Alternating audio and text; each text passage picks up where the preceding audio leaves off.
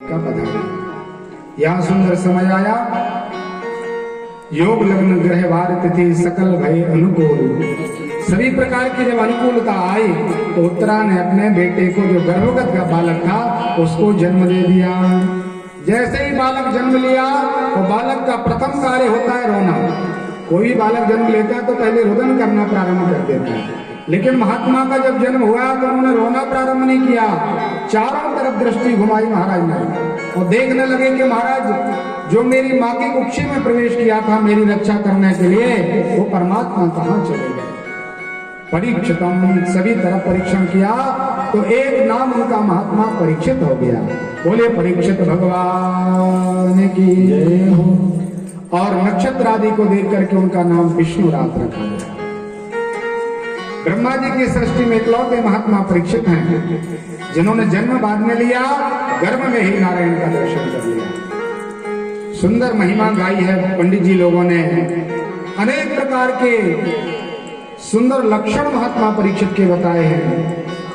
ब्रह्मा जी के समान पालक सृजक, भगवान नारायण के समान पालक, दंड देने में भगवान शंभु के समान होगा, सत्य बोलने में महाराज हरिश्चंद्र के समान होंगे। इक्ष्वाकु युग धैर्यवान, धैर्य में महात्मा इक्ष्वाकु के समान। बड़ी बड़ी उपमा महात्मा परीक्षित के लिए। पंडित जी से धर्मराज जी ने कहा, महाराज केवल आप उपमाएं गाते जा रहे, लक्षण बताते जा रहे। ब्रह्मा जी की सृष्टि में ऐसा कोई व्यक्ति नहीं जिसके अंदर अवगुण ना हो। कुछ ज्यादा सदगुण हो सकते, अवगुण एकाध तो होगा कुछ। तो ब्राह्मणों ने कहा, महाराज अवगुण एक ही है। अंतिम समय में एक पंडित जी का ये अपराध कर देंगे, सर्पदंश का पाप लगेगा। एक पंडित जी के द्वारा श्राप होगा और 7 दिन में ये सर्प के द्वारा मृत्यु के लिए प्राप्त हो जाएंगे। बड़े कष्ट में प्राप्त, अनेक प्रकार का मन मलिन हो गया। महाराज धर्मराज जी ने विचार किया, मेरे परिवार में और ऐसे संतान जो पंडित जी लोगों का अपमान करे, संतों का अपराध करे तो सर्पदंश से मृत्यु होगी। महाराज इसका कोई निदान बताइए। ऐसा कोई निदान भी तो होगा ताकि हमारा ये जो पौत्र है वो सुंदर गति को प्राप्त हो। ब्राह्मणों ने कहा, महाराज चिंता न करें, स्वयं सुखदेव स्वामी इनके लिए 7 दिन कथा सुनाने के लिए आएंगे और भागवत का आश्रय लेकर के वैकुंठम योगी दुर्लभम, भगवान नारायण का परम दुर्लभ वैकुंठ का इनको वास प्राप्त होगा। ऐसा सुंदर परीक्षित का ये मार्गदर्शन हुआ। 5 वर्ष के लिए प्राप्त हुए महात्मा परीक्षित। एक बार भगवान नारायण के पास अर्जुन द्वारिका पहुंचे। लंबे समय तक 6 महीने तक रहे और उसी समय कलयुग का डेरा हो गया। महात्मा दारुक नाम के सारथी को लेकर के, भगवान उद्धव को लेकर के नितांत एकांत में पहुंचे, द्वारिका का त्याग कर दिया। उद्धव जी को दिव्य ज्ञान दिया। भागवत जी में भगवान समाहित होकर के भगवान गोलोक पधारे। अर्जुन ने देखा परमात्मा चले गए। द्वारिका की रक्षा करने के लिए अर्जुन आगे बढ़े, गांडीव धनुषधारी भगवान अर्जुन। लेकिन आज जब परमात्मा का इनसे साथ छूट गया, भगवान का बल चला गया, तो महाराज अर्जुन ने 1000 प्रयास किया लेकिन भीलों के सामने भी महाराज अर्जुन टिक नहीं पाए।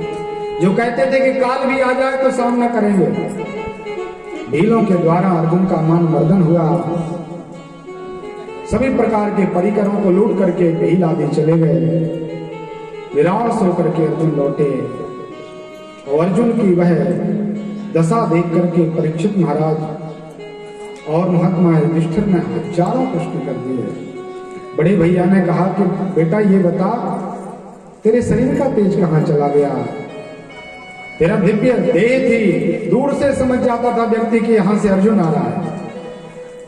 ऐसी हवा चलने लगती थी महाराज अर्जुन के चलने से, लेकिन आज अर्जुन का तेज कहाँ चला गया? क्या अपराध कर दिया? शरण में आए हुए को तूने शरणगत नहीं दिखी, तूने अगम्य गमन तो नहीं किया, तूने ब्राह्मणों का अपराध तो नहीं किया, तूने झूठ तो नहीं बोला, तूने कोई वेद विरुद्ध कार्य तो नहीं किया। अनेक प्रकार के प्रश्न किए। सच सच बताओ अर्जुन, कन्हैया ठीक से तो है? अपना जो यदुवंश है वो सब कुशल पूर्वक तो है ना? अर्जुन ने एक शब्द नहीं बोला। बार बार पूछने पर फिर अर्जुन ने लड़खड़ाती आवाज में गदगद स्वर में रोते हुए विलाप करते हुए कहने लगे, भैया जिन परमात्मा की कृपा से द्रौपदी की वस्त्रों की रक्षा हो सकी, जिन गोविंद ने दुर्वासा ऋषियों के श्राप से रक्षा की, जिन परमात्मा की कृपा से मैंने जयद्रथ का वध किया, जिन नारायण ने भीम के लिए विष से मुक्त किया, जिन गोविंद की कृपा से लाक्षक ग्रह की आंख से बचे, जिन नारायण भगवान के संग से महाभारत के युद्ध में कर्ण के साहस से बचे, जिन परमात्मा की कृपा से परीक्षित का जन्म हो सका, वही त्रिलोकी के नाथ मेरे सारथी मेरे गुरु इस धराधाम को छोड़ के गोलोक पधारे। जैसे ही सुना कि कन्हैया चले गए, उसी क्षण कुंती महारानी ने श्रवण किया कि मेरे आराध्य देव का यहाँ से पदार्पण हो चुका है, तो एक क्षण नहीं लगा, कुंती महाराज भी पचाड़ खा के गिर गई और प्राणांत हो गया। जैसे राम जी के पिता भगवान दशरथ जी ने श्रवण किया था कि राम जी लौटेंगे नहीं, तो राम राम कह राम कह राम राम कह राम 6 बार भगवान राम जी का नाम लिया, क्योंकि 6 दिन बीत गए थे और प्रभु के विग्रह को हृदय में धारण करके भूप गए तो सुरधाम। महात्मा दशरथ जी एक क्षण भी नहीं रुक पाए और भगवान के वियोग में वैकुंठवास ग्रहण किया। इसी तरह यहाँ कुंती मैया ने विचार किया, जब कन्हैया चले गए तो रहना किस काम के लिए, परमात्मा के बिना जीवन नहीं होना चाहिए, इसलिए तत्काल अपना पांच भौतिक शरीर त्याग दिया, विलाप करना प्रारंभ किया। पांडवों ने विचार किया भगवान का दर्शन करें, तो धर्मराज जी परमात्मा के मंदिर जाते तो भगवान के विग्रह रोते हुए दिखाई दिए। हर समय भगवान का चेहरा खिला हुआ दिखता था इनको मूर्तियों का, लेकिन आज परमात्मा के मूर्ति से अश्रुपात हो रहा है। और आगे बड़े महात्मा धर्मराज, तो वहां देखा कि जब मैं चलता था तो गाय अपने आप यदि बाएं हो तो दाएं आ जाती थी। गाय, गौरी, गौ, गंगा ऐसे शुभ चिन्ह यदि आपके सामने बाएं निकल जाए तो समझना चाहिए कि जिस कार्य के लिए जा रहे हैं वो निश्चित रूप से हमारा सिद्ध हो जाएगा। लेकिन आज महात्मा धर्मराज ने देखा कि गाय पहले से दाएं थी और जब धर्मराज जी का आगे वो रथ निकला अपने आप गैया बाएं तरफ चली गई। महाराज जी ने विचार किया ये शुभ लक्षण नहीं होना चाहिए, तो अशुभ है। और आगे देखा अनेक प्रकार से लड़ाई झगड़ा, दंपतियों में पति पत्नी में कलह, अधर्म का स्थान देख करके महात्मा धर्मराज जी बड़े परेशान हुए। घर आकर के मंत्रणा की कि महाराज अब अपन को चलना चाहिए, अधर्म का डेरा हो चुका है। तो नन्हे से बालक परीक्षित के लिए दिव्य राज्य सौंप दिया, चक्रवर्ती पद पर प्रतिष्ठित कर दिया। भीष्म महाराज ने जो 3 वचन परीक्षित के और महात्मा धर्मराज जी के लिए कहे थे, वही धर्मराज जी ने परीक्षित के लिए समझा। इसका पालन करके आप अपने गुरु बाबा के आदेश लेकर अपने मंत्री प्रवरों का सभी प्रकार का मान रख करके पालन करो, आपके अंदर कोई न्यूनता नहीं होगी। ऐसा करके महाराज परीक्षित को राज्य सौंपा और सभी प्रकार से पांडव भगवान नाम का आश्रय लेकर के हिमालय की गहन गुफाओं में जाकर परमात्मा का नाम उच्चारण करके एक एक करके सब महाप्रयाण को प्राप्त हुए। नकुल सहदेव कुंती द्रौपदी मैया अर्जुन भीम आदि तो सशरीर नहीं गए, लेकिन महाराज धर्म का जब समय आया तो स्वर्ग से सुंदर विमान आया और धर्मराज को उस विमान पर बिठा करके धर्म की गद्दी पर ही प्रतिष्ठित कर दिया। बोलिए धर्मराज भगवान की जय। जैसे ही नरकों का दर्शन करा के महाराज धर्मराज जी के लिए ले जाना सुनिश्चित किया गया, कुंभी पाप और असिपत्र वन आदि नरकों को दिखाया और इस प्रकार की वेदना को देख करके धर्मराज को फिर स्वर्ग ले जाया गया। तो महाराज धर्म ने प्रश्न कर दिया, कहा महाराज ये तो बताइए मुझे नरकों का दर्शन क्यों हुआ, मैंने ऐसा क्या पाप किया था कि मुझे नरकों का दर्शन करना पड़ा। मेरी ऐसी तैयारी थी महाराज कि मुझे किसी प्रकार के नरकों का दर्शन नहीं होना चाहिए।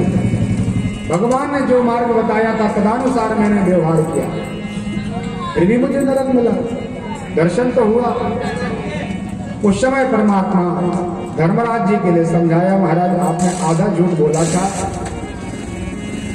और उस आधे झूठ बोलने के कारण ही आपको नरकों का दर्शन हुआ। धर्मराज जी ने कहा, महाराज मैंने नहीं, कन्हैया ने बुलवाया था। गोविंद ने कहा था कि आप झूठ बोल दीजिए, इतना कह दीजिए। परमात्मा भी वहीं पर प्रकट हो गए। बोले लक्ष्मी नारायण भगवान जय हो। भगवान ने कहा, भैया याद करो उस समय की बात को, वो घटना क्या थी। धर्मराज जी ने कहा, महाराज पूरा याद है मुझे, मैं कुछ नहीं भूलता। गुरु कृपाचार्य के मारने के लिए आपने कहा था कि आप तो कह दीजिए अश्वत्थामा मारा गया, अश्वत्थामा हता, आपने कहा था ना। भगवान ने कहा, महाराज मैंने यही कहा था। आपने क्या कहा था। धर्मराज जी ने कहा, महाराज मैंने इतना कहा था, अश्वत्थामा हता नरो वा कुंजरः। भगवान ने कहा, नई लाइन लगाने की क्या जरूरत थी, मैंने केवल ये कहा था कि आप केवल ये बोल दीजिए अश्वत्थामा मारा गया है। फिर आपने अपनी सफाई क्यों दी। व्यक्ति सफाई देना जहां प्रारंभ कर देता वहीं पाप का संग प्राप्त हो जाता है। यदि आप केवल इतना कहते तो आपको कोई पाप नहीं लगता, लेकिन आपको ज्ञान था कि अश्वत्थामा नाम का हाथी मारा गया, लेकिन आप कह क्या रहे, नरो वा कुंजरा। वो नर था कि हाथी था ये मुझे महाराज पता नहीं, जबकि इनको पता था एक हाथी का वध हुआ है। तो भगवान ने कहा, महाराज आपने आधा झूठ बोला, उसी आधे झूठ बोलने का ये परिणाम है कि आपको नरकों का दर्शन हुआ। अब विचार करें कि हम कहां बैठे, धर्मराज कहां थे और हम कहां हैं। एक दिन नहीं महाराज, एक घंटा नहीं ऐसा जाता कि अपन झूठ ना बोलते हैं, अकारण झूठ बोल देते हैं। और भगवान ने ऐसी तैयारी के लिए भेजा था कि आप धर्मराज जैसी तैयारी करना। 2 वर्ष हो गए, कोई शुक्ला सरनेम की कोई एक कन्या थी, 10वीं में जिसका रिजल्ट आया था, आप लोगों ने शायद स्मरण करें, तो उसको 99.9 अंक प्रतिशत प्राप्त हुए थे। 99.9। फिर भी उसने हाई कोर्ट में याचिका लगाई थी कि महाराज हमारा 1 अंक क्यों कटा, 0.1 क्यों हमारा कटा, क्या हमारे अंदर गलती थी। उसने हाई कोर्ट में पूछा था, क्योंकि मेरी ऐसी तैयारी थी कि मेरे अंदर किसी प्रकार की न्यूनता नहीं। जो आपने पूछा था मैंने उत्तर दिया और कुशलता के साथ दिया, मैंने कोई किसी प्रकार की गलती नहीं की। फिर वो अंक क्यों कट गया। जैसे विद्यार्थी पढ़ करके जाता है विद्या में, और जब परीक्षा का अवसर आता है, परीक्षा में सभी प्रकार का जो पूछा गया लिख देता है, तो महाराज उसको बल रहता है कि मैं फेल नहीं होऊंगा, मैं अच्छे अंकों से पास हो जाऊंगा। ऐसे हम आप भी यहाँ जो बैठे हैं, ये परीक्षा चल रही महाराज, प्रत्येक पल परीक्षा चल रही, प्रत्येक क्षण हमारी परीक्षा हो रही है। और पर्यवेक्षक ऑब्जर्व करने वाले चित्रगुप्त दोनों कंधे पर बैठे महाराज, हर समय आपका परीक्षण कर रहे हैं, आप क्या कर रहे हैं। विचार करें अपनी तैयारी क्या है। वहां जब रिजल्ट सामने आएगा तो क्या आप उत्तर दे पाएंगे भगवान के सामने। एक बहुत बड़ी बात है महाराज, परीक्षा तो एकांत में होती है, एक कक्ष में, लेकिन परिणाम संसार के सामने होता है। परीक्षा अकेले में होगी, परिणाम सबके सामने प्रकट होगा। इसलिए उस परिणाम से डरना चाहिए हम आपके लिए। आज धर्मराज जी ने जब तैयारी की थी तो आज भगवान से भी लड़े कि महाराज बताइए हमने कमी कहां कर दी।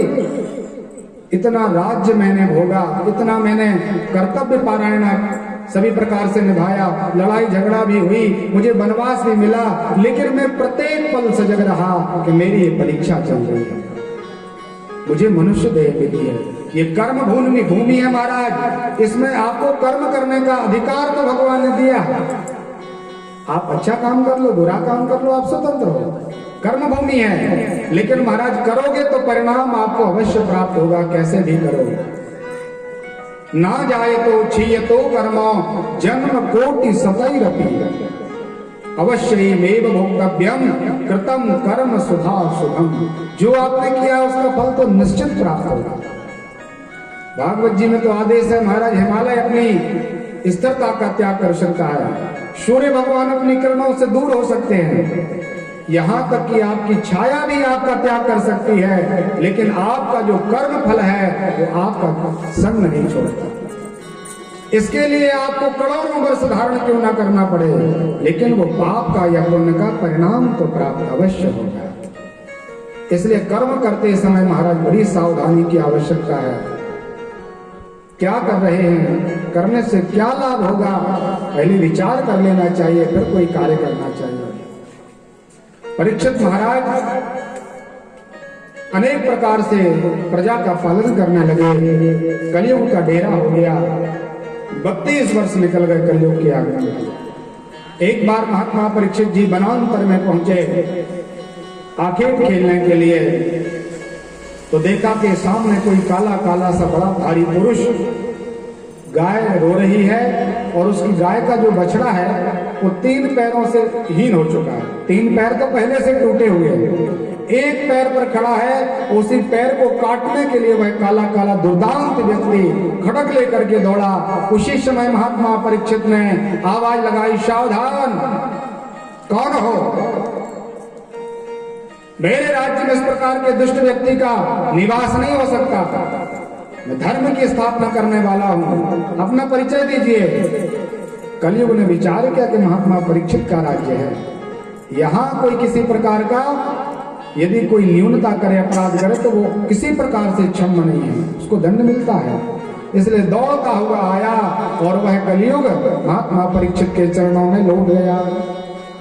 परीक्षित को याद आया कि हम सम्राट हैं, हम क्षत्रिय हैं, और क्षत्रियों का धर्म होता है कि आपके चरण में यदि कोई प्रणाम कर ले, प्रपत्ति से आ जाए और शरणागत हो जाए तो उसको रक्षा, एक बार तो अभय दान प्रदान कर देना चाहिए।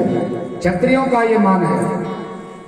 कहा उठो, खड़े हो, कौन हो, बताइए। कहने लगा, महाराज हम आपकी ही प्रजा हैं, आपके राज्य में रहना चाहते हैं, लेकिन इतना तेज है महाराज कि हम 32 वर्षों से आपको ढूंढते ढूंढते ढूंढते आपका साहस नहीं कर पाए, आपसे मिल नहीं पाए। महाराज आज अवसर मिला है, आप इस प्रकार से क्यों अपमान करते हो, गाय का अपराध करते हो, बछड़े को मारते हो। वृषभो ही साक्षात धर्मः, वृषभ धर्म का विग्रह है और गाय सभी प्रकार के तीर्थ और देवताओं का वास है।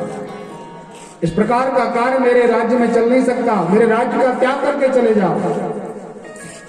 परीक्षित जी ने जब कहा तो कलयुग ने कहा, भैया भगवान, हे राजन, संसार में जहां पर एक तिल भी डला है, एक कंकड़ भी डला है, वो आपका ही राज्य है। सप्तद्वीप युक्त ये जो पृथ्वी है, इस पृथ्वी पर महाराज दिग्दिगंतर तक आपका राज्य फैला हुआ है। आपके राज्य से दूर कहां जा सकते हैं, आप ही बता दीजिए कहां रहें। तो महात्मा परीक्षित जी ने कहा कि आप अपनी महिमा बताएं, आपके अंदर कोई सद्गुण होगा तो निश्चित हम आपको वास प्रदान कर देंगे। तो कलयुग ने अपनी महिमा गान प्रारंभ कर दिया।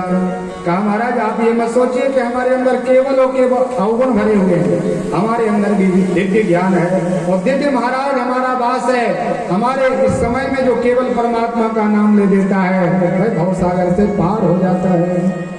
कलयुग समय युग यान नहीं रामा, कलयुग समय युग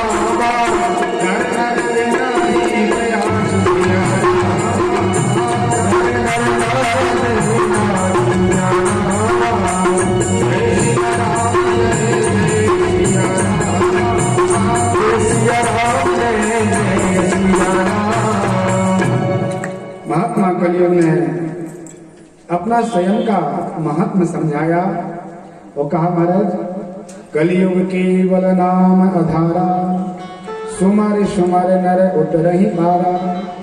कलयुग सम युग आन नहीं, जो नर कर विश्वास।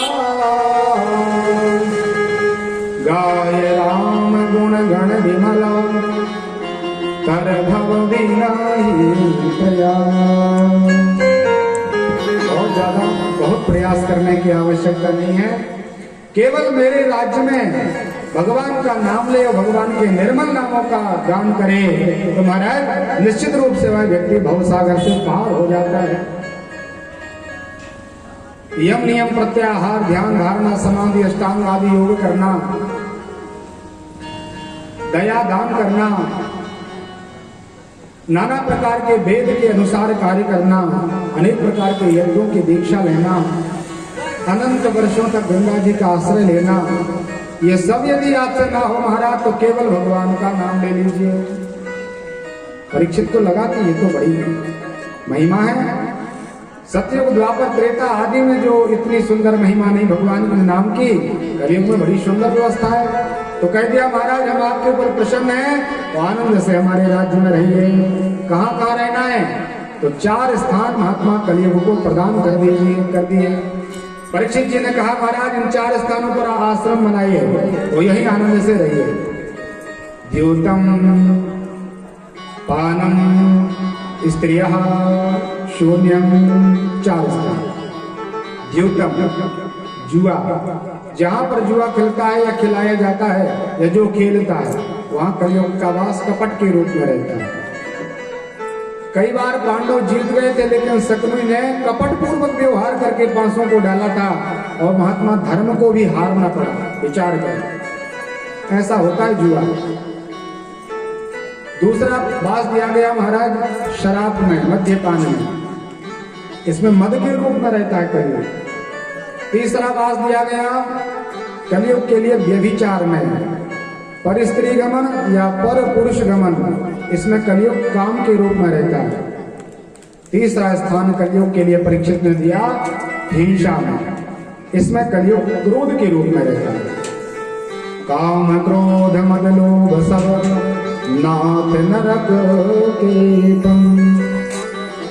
कलयुग का संग करना मतलब नरक का आश्रय लेना। 4 स्थान बताए महात्मा परीक्षित ने। चारों स्थानों का जब स्मरण किया कलयुग ने तो कहने लगा महाराज कौन साथ देगा मेरा, कौन चाहेगा स्वयं बर्बाद होना। ऐसे आश्रय को लेकर के व्यक्ति का यह लोक तो बिगड़ता ही है, परलोक भी बिगड़ जाता है। आप लोगों ने देखा होगा, बहुत समझाने की आवश्यकता नहीं। अनंत श्री आपके पास हो, अनंत संपत्ति आपके पास हो और यदि जुआ का आश्रय लिया जाए तो क्षण मात्र में व्यक्ति कंगाल हो जाता है। शराब पीने वाले व्यक्ति की दुर्दशा देखी महाराज, एक तो पूर्ण आयु नहीं होती उसकी और घर का जितना भी वैभव है सभी प्रकार की संपत्ति उसी में चली जाती है। जीते जी वह अपने बच्चों के लिए अनाथ कर देता है, मरने के बाद उसकी भी दुर्गति हो जाती है। शास्त्रों में सबसे बड़ा पाप बताया है वैश्यावृत्ति या वैश्यागमन। एक पुरुष का त्याग करके अन्य पुरुष के साथ व्यवहार निभाना या परस्त्री गमन करना, इससे बड़ा शास्त्र में कोई बड़ा अपराध नहीं। इससे महाराज संसार में कीर्ति नष्ट होती है और अंत में नरकों में डाला जाता है। कुंभी पाक रौरव आदि नरकों में इस जीवात्मा को पकाया जाता है। इसलिए सावधानी पूर्वक इन 4 स्थानों का त्याग कर देना चाहिए। हिंसा से मतलब ये नहीं है कि आप किसी का वध करिए तभी हिंसा होगी। आपके व्यवहार से किसी के मन में ठेस लग जाए, आपके वचन के द्वारा कोई अपमानित हो जाए, आपके शरीर से किसी के लिए परेशानी हो जाए तो महाराज वो हिंसा ही है। मन वचन कर्म से आपके द्वारा किसी का अपमान न हो तब आप हिंसा से बच पाएंगे। 4 स्थानों का त्याग होना चाहिए। कलयुग का भास रहता है महाराज। आज भी जो व्यक्ति इन 4 स्थानों से दूर रहता है वो सतयुग में वास करता है। उसके घर में कोई लड़ाई झगड़ा नहीं, कोई किसी प्रकार की परेशानी नहीं, बहुत ज्यादा धन भी ना हो फिर भी आनंद से जीवन निकलता है। लेकिन कितना भी वैभव आपके पास हो, यदि इन 4 स्थानों का आपने आश्रय लिया है तो महाराज यहाँ तो विनाश होता ही है, अंत में नरकों की यातना होती है। इसलिए कलयुग से यदि आपको नाता त्यागना है, कलयुग के भाई भतीजे बनना हो तो आप इन 4 का आश्रय लीजिए। और यदि कलयुग से आपको दूर रहना है, भगवान के पास जाना है, तो निश्चित रूप से आज ही आप इन 4 स्थानों का परित्याग करना है। कलयुग ने इस प्रकार से स्थान बना लिया लेकिन प्रसन्नता नहीं हुई।